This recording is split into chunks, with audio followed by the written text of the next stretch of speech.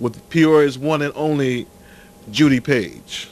We started with a song, but we will dedicate this show tonight to JT Goodfoot, who passed away some weeks ago. I guess you guys might know him from the show Bourbon Street Live. I had people come up to me and say, I saw you on Channel 22, and that was because of JT. He would come up and film, and so we have tonight, Mr. Eggmeyer is filming tonight. But we will miss JT. He was a good friend of all the musicians, always around, always there for us. Very good friend of Bobbye King's he was too, and that's how I met JT. So we'll continue on, but this show tonight is for him. And we will, let's see if I can stretch out these vocal cords. Let's do it.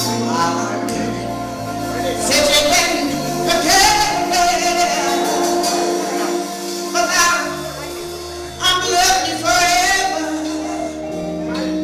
And that's all I That's all I need. Let me be the one you come running to.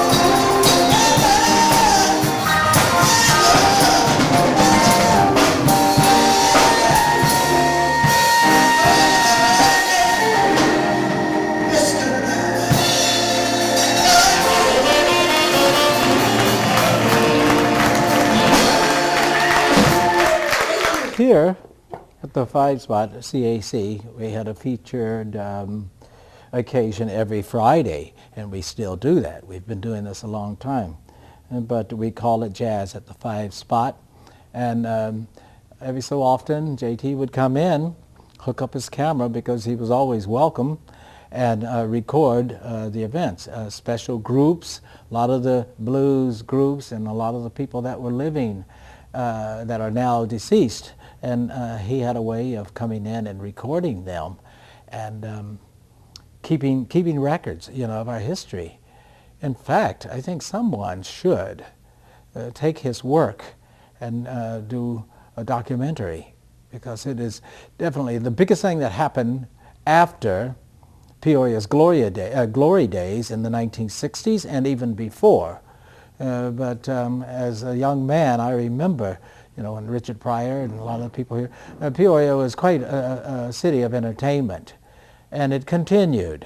And where JT came in was when my band, me and Judy Page and Gary and Steve, we came in and kept it going, and he recorded that. Well, here at the 5 Spot was one of his favorite places because of the way the place was set up, the way the entire thing was set up. So he was very instrumental in recording our history, and that I give him credit and pay tribute to him in the fact that he found it important and necessary to do that.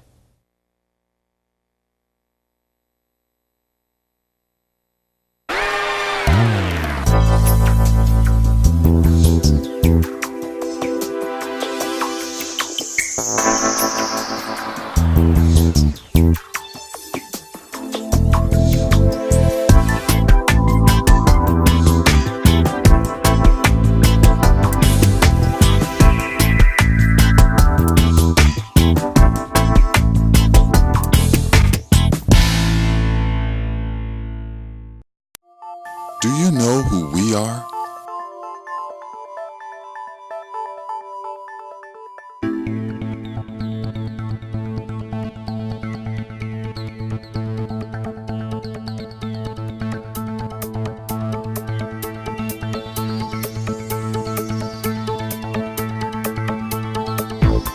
PCCEO, helping people, changing lives for every stage of life. And 1997 is looking even better. So we want you to stay tuned, okay? Take care. And until another night of Bourbon Street, I blew that. Bourbon Street Live, September 20th, soundbite 1, take 1, ready. Good evening, and welcome to Bourbon Street Live. And of course, I'm JT Goodfoot, sitting in the anchor seat this evening. Let me redo that. Yeah. JT is my cousin. My name is Sherry, and I've known him most of my life. We moved here when I was 7, right across the street from him.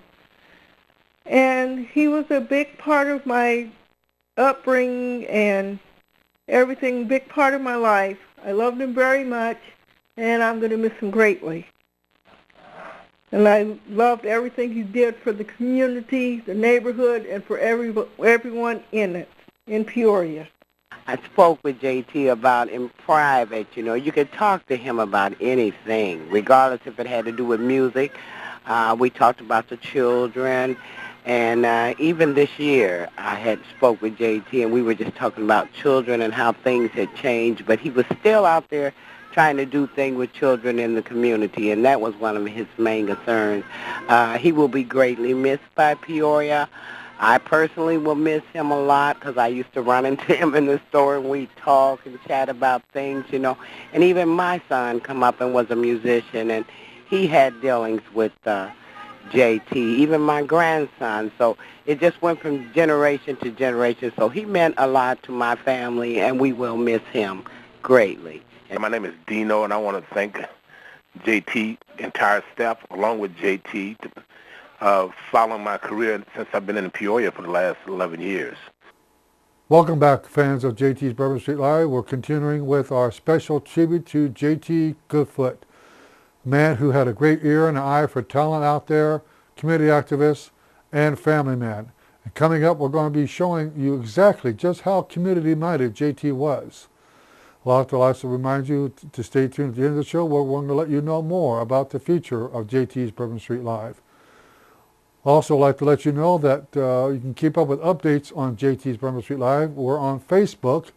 Just do a search on facebook.com for JT's Bourbon Street Live, and you can also become a fan of JT's Bourbon Street Live. And you will keep getting news and updates on what's happening in the next few weeks on the show. So let's continue with JT's tribute on Bourbon Street Live. I want to say one of the first things we ran across was a party that was happening, and JT was DJing the party. He was a very well-known disc jockey in town, and so we gravitated toward him. Well, within a couple of weeks of college life, a group of us decided that we wanted to pledge a fraternity, Alpha Phi Alpha Fraternity Incorporated, of which JT Goodfoot was a member. And a lot of these older brothers recruited us to join the fraternity, telling us that this was the first black Greek letter fraternity in the United States, and it had a storied history and distinguished members like Martin Luther King and Thurgood Marshall and that type of thing. And that really appealed to these young guys from Chicago who were just experiencing college life. And we pledged Alpha after just 13 days of college life at Bradley. Well, I first met JT, I'd say maybe about 25 years ago or so. But anyway, he came up to me and told me he was an Alpha. And that's our fraternity. Gave me the handshake, and he told me he was interested in film, and I in art, and so that just brought us together, you know, and a very long-lasting friendship. Yeah, this was probably at Glen Oak Park, you know, where we used to have African American celebration of the arts. My first meeting with Goodfoot was probably as a teenager. He was kind of a teenager in college over at Wartburg, working with a lot of youth groups, little skits and drama groups. And then the first employed work was with the daycare center in Taft Homes. It was brand new then, and we needed young people that could relate to the community, the parents, and also like children, and he was one of those. JT was also a Garrett Scholar, as you know, and was Dr. Garrett was his role model, as he was many people, young people in this area. And we worked with a lot of Black History Month programs, and with the Black Museum, we wanted to reach young people. So we did the talent show, the Teen Talent Showcase. I think there's a picture over there somewhere with he and Steve and somebody on it, which involved large groups of teenagers. And of course, sometimes we had to be rather firm with them, you know, pull your pants up or we'll pull the plug. But most of them were respectful, most of them were good kids and really wanted to do, you know, what needed to be done. I remember having a Richard Pryor night or something to that effect. And this young man dressed up and pretended to be Richard Pryor, which he enjoyed a lot. I became